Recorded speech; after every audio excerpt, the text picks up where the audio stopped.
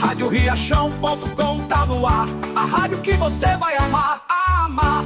Rádio Riachão.com tá no ar. A rádio que você vai amar. Rádio Riachão.com tá no ar. A rádio que você vai amar. Alô, ouvintes da Rádio Riachão. Hoje estamos recebendo Dr. Alex Douglas, um advogado muito conhecido no direito do estudante e do consumidor. Gostaria, Alex, que você pudesse se apresentar aqui para os nossos ouvintes e de antemão já lhe pergunto, quais são os principais direitos garantidos aos estudantes no Brasil? Dê uma palhinha aqui para os nossos ouvintes. Boa noite, caros ouvintes da Rádio Riachão. Aqui quem vos fala é Alex Douglas, advogado. Estou aqui para tirar algumas dúvidas a respeito de direitos do estudante. Gostaria de agradecer o convite do amigo Lucas Peixoto. Obrigado, Lucas, pelo convite. Saudoso amigo da FAP, saudosa FAP, Faculdade Paraibana. Bom, a resposta para a primeira pergunta, os principais direitos garantidos dos estudantes, o primeiro deles é o direito ao transporte gratuito. Esse direito é um direito social previsto no artigo 6º da Constituição Federal, que prevê o direito social ao transporte. Outro direito dos estudantes é o direito de fazer as provas, mesmo que estejam devendo a mensalidade, pois as escolas particulares, faculdades particulares, detêm de outros meios para poder conseguir receber o pagamento das mensalidades, sem precisar coagir ou pressionar o estudante a condicionar fazer a prova com o pagamento da mensalidade. Outro direito do estudante garantido é o direito da razoável duração para a entrega de diploma ou certificado de conclusão de curso. De acordo com a lei na Paraíba, o prazo é de 2 meses. Passados 60 dias e não foi entregue o diploma, já é considerado abusivo. Esses são alguns dos principais direitos do estudante. Realmente, Alex, passar 2 meses para entregar o diploma é muito abusivo, traz um perrengue muito complicado na vida do estudante, você sabe disso. E eu gostaria de saber também como a legislação brasileira protege os alunos contra a discriminação de bullying nas escolas. Sim, existe legislação que prevê a penalidade para quem pratica bullying. Inclusive, uma delas é uma legislação muito recente, a Lei 14.811 de 2024, que criminaliza o bullying e o cyberbullying, incluindo o artigo 146A no Código Penal, prevendo uma pena que vai de multa a reclusão de 2 a 4 anos. O tipo penal é o seguinte: 146A, intimidar sistematicamente, individualmente ou em grupo, mediante violência física ou psicológica, uma ou mais pessoas de modo intencional e repetitivo, sem motivação evidente, por meio de atos de intimidação, de humilhação ou discriminação, ou de ações verbais, morais, sexuais, sociais, psicológicas, físicas, materiais ou virtuais. A pena pode ser de multa ou, se incorrer em gravidade maior, pena de 2 a 4 anos. Se a conduta realizada por meio de computadores, rede social ou de aplicativos, jogos online ou por qualquer outro meio de ambiente digital, transmitida em tempo real. Se for uma live fazendo o bullying, essa pena é aumentada de 2 a 4 anos. Deixa de ser apenas uma multa. Também temos a Lei 13.185 de 2015, que define bullying como intimidação sistêmica, que pode ser física ou psicológica, obrigando as escolas, clubes e agremiações recreativas a prevenir e combater o bullying, obrigando as instituições de ensino a combater o bullying, fazer campanhas preventivas.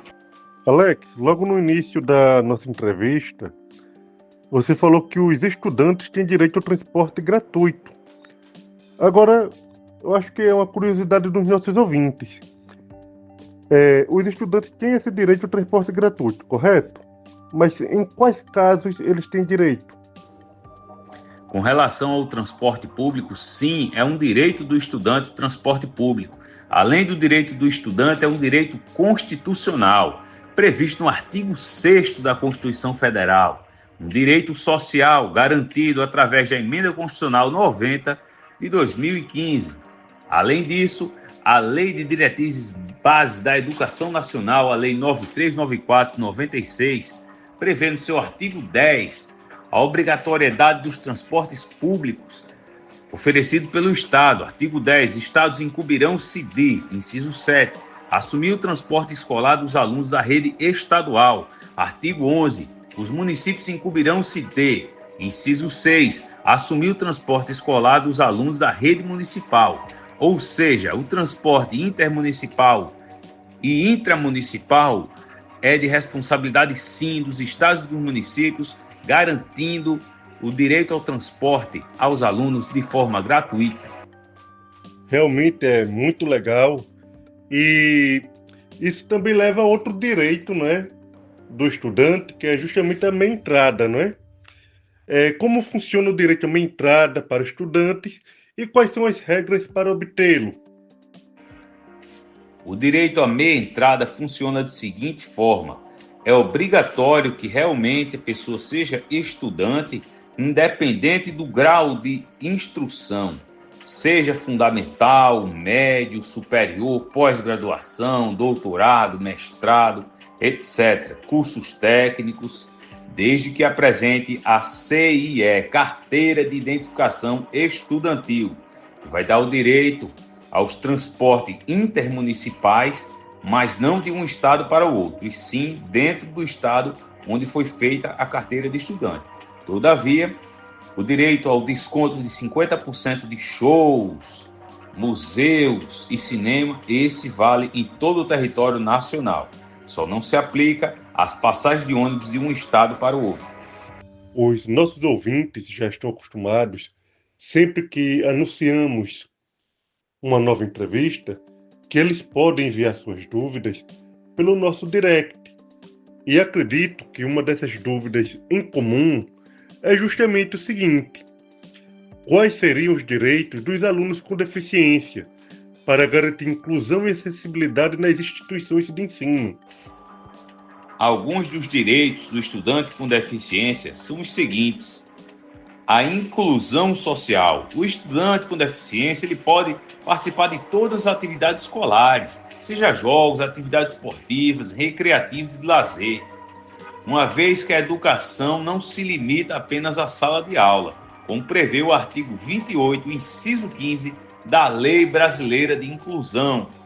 Outro direito do estudante com deficiência é o direito a um profissional de apoio escolar. A Lei Brasileira de Inclusão impõe a oferta de um profissional de apoio escolar, conforme artigo 3, inciso 13.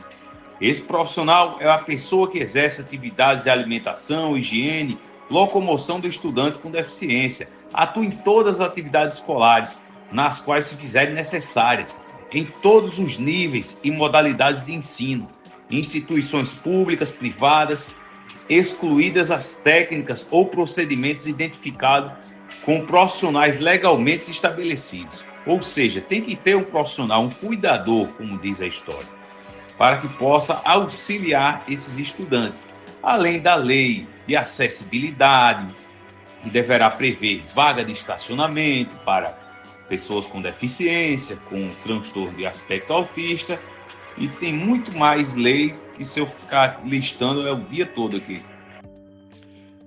Realmente, Alex, isso é muito importante. Inclusive, eu conheço alguns casos, dentre um deles, como a falta deste cuidador é prejudicial para o aluno. Por quê? Conheço um caso onde um aluno com hiperatividade, sem nenhum cuidador, nenhum ensino personalizado para ele, fez com que ele desistisse da escola. E graças a Deus, eu soube recentemente que ele está fazendo supletivo e tem um sonho, esse menino, de ser educador físico. Eu espero que ele consiga terminar os seus estudos, passe no vestibular, é claro.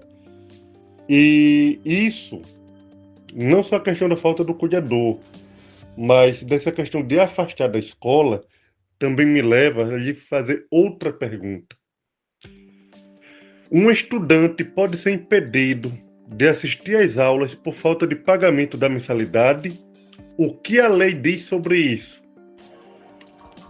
De modo algum, o estudante pode ser impedido de fazer uma prova, de assistir uma aula, por conta de atraso de mensalidade. Até porque as escolas e as faculdades têm meios de poder resgatar esse crédito, de cobrar essa dívida, através do SPC e do Serasa, através de uma ação de cobrança em face dos pais do estudante e outras formas extrajudiciais, uma notificação extrajudicial.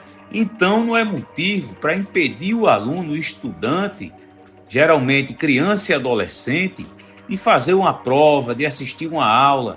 É uma forma de coagir, uma forma de envergonhar e de causar um dano moral àquele consumidor, àquele jovem, àquela criança que foi impedido de fazer uma prova, de assistir uma aula, expulso da sala de aula porque os pais não pagam a mensalidade. Isso não existe. É terminantemente proibido de acordo com o artigo 6º da Lei 9870 de 99, que proíbe que a escola impeça o aluno de frequentar as aulas por falta de pagamento.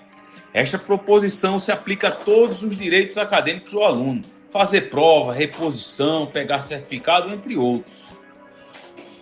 Exatamente. E às vezes é comum a gente ver também, fora desta questão, mas pegando também o gancho, o caso de algumas escolas com mofo na parede, o quadro deteriorado, falta de salubridade e condições ambientais para realmente estudar, falta de conforto térmico, ou seja, ar-condicionado e outras coisas. E o aluno, geralmente menor de idade, ele sente alguns desconfortos e até a questão dele ser hipossuficiente muitas vezes, e às vezes até a questão de, inclusive, alguns profissionais não dar voz para aquele aluno, principalmente quando é criança.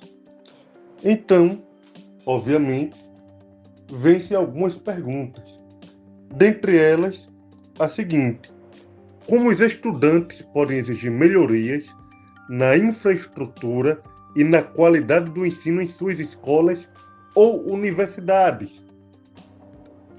Com relação aos estudantes poder exigir melhorias de infraestrutura, qualidade de ensino, isso vai depender muito da forma e do tipo de instituição de ensino. Se for uma particular, ele tem o direito do consumidor, previsto no CDC, de exigir uma boa prestação do serviço, uma boa entrega do produto, que no caso os livros, os cadernões, de acordo com o artigo 18 e artigo 14 do Código de Defesa do Consumidor, onde será aplicado o Código de Defesa do Consumidor. Se for uma instituição pública, aí já vai para outra legislação, Lei Diretriz Base da Educação, etc.